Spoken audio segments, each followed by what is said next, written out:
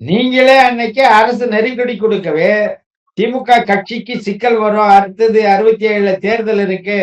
கட்சி திமுக தான் இந்த போராட்டத்த நடத்துதுன்னா, மத்திய அரசுல இருந்தே கட்சிக்கு தடை விதிக்கப்பட்டா என்ன பண்றது? அப்படிங்கிற ஒரு நெருக்கடி வரும்பொழுது, அண்ணாவே அறிக்கை விடுறாரு. இந்த போராட்டத்துக்கு எங்களுக்கு சம்மந்தம் இல்ல.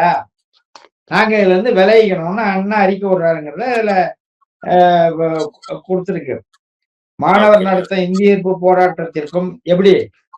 அண்ணா குடுக்குற அறிக்கை பாருங்க. ம், ம். இவங்க மாணவர் கிடையாது. பொதுவா மாணவர்கள். மாணவர் ஓகே. நடத்தும் இந்திய எதிர்ப்பு போராட்டத்திற்கும் திமுகவுக்கும் தொடர்பில்லை என்று அறிக்கை வெளியிட்டார். அப்புறம் எப்படி திமுக மாணவர்கள் தான் அங்க வந்து மாணவர் பூரா திமுகவா? ம். அண்ணாவே தெளிவா சொல்றாரு. மாணவர்கள்ங்கிறவங்க எந்த கட்சியும் சாராதவங்க. மாணவர் நடத்துற போராட்டத்துக்கு திமுகவுக்கும் தொடர்பு இல்ல, சம்பந்தம் இல்லன்னு அண்ணாவே அறிக்கை விட்டுருக்காரு.